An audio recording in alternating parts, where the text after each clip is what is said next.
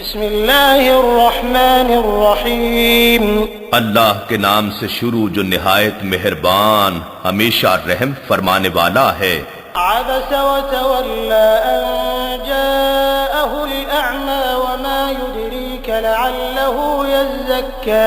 ان کے چہرہ اقدس پر ناگواری آئی اور رخ انور موڑ لیا، اس وجہ سے کہ ان کے پاس ایک نابینا آیا جس نے آپ کی بات کو ٹوکا، اور آپ کو کیا خبر، شاید وہ آپ کی توجہ سے مزید پاک ہو جاتا، او يذكر فتنفعه الذكرى، یا آپ کی نصیحت قبول کرتا تو نصیحت اس کو اور فائدہ دیتی۔ اما من استغنى فانت له تصدى وما عليك الا يزكى۔ لیکن جو شخص دین سے بے پرواہ ہے تو آپ اس کے قبول اسلام کے لیے زیادہ اہتمام فرماتے ہیں، حالانکہ آپ پر کوئی ذمہ داری کا بوجھ نہیں، اگرچہ وہ پاکیزگی ایمان اختیار نہ بھی کرے۔ وَأَمَّا مَن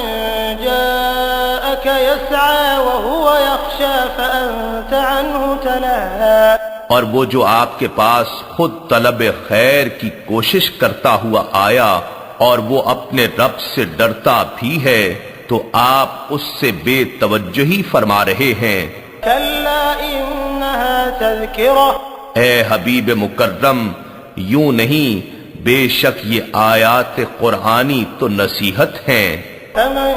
شَاءَ ذَكَرَهُ، جو شخص چاہے اسے قبول و ازبر کر لے۔ فِي صُحُفٍ مُّكَرَّمَةٍ مَّرْفُوعَةٍ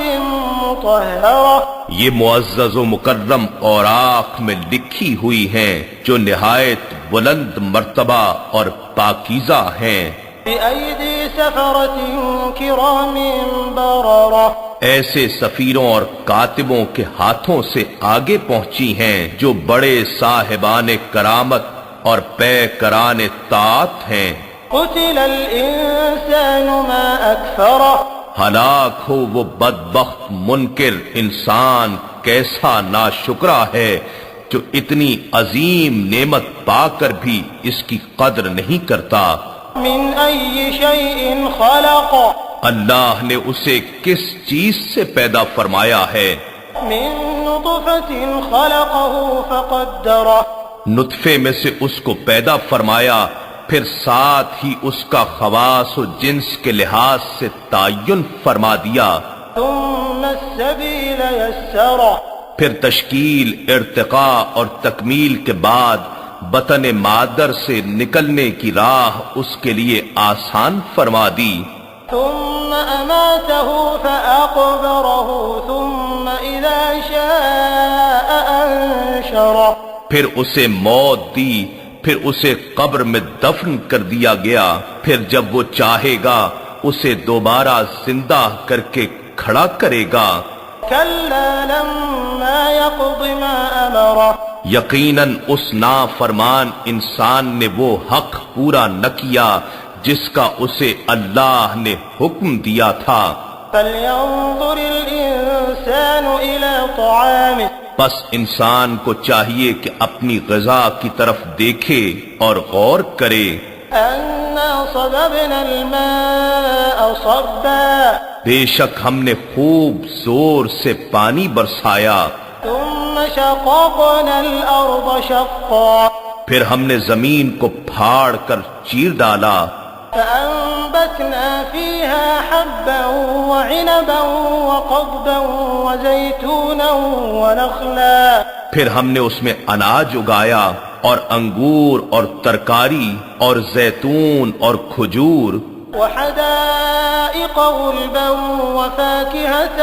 وَأَبًّا، اور گھنے گھنے باغات اور طرح طرح کے پھل میوے اور جانوروں کا چارہ، مَتَاعًا لَكُمْ وَلِأَنْعَامِكُمْ، خود تمہارے اور تمہارے مویشیوں کے لیے متاع زیز۔ فَإِذَا جَاءَتِ الصَّاخَّةُ، پھر جب کان پھاڑ دینے والی آواز آئے گی، يوم يفر المرء من أخيه اس دن آدمی اپنے بھائی سے بھاگے گا وأمه وأبيه اور اپنی ماں اور اپنے باپ سے بھی وصاحبته وبنيه اور اپنی بیوی اور اپنی اولاد سے بھی لكل امرئ منهم يومئذ شأن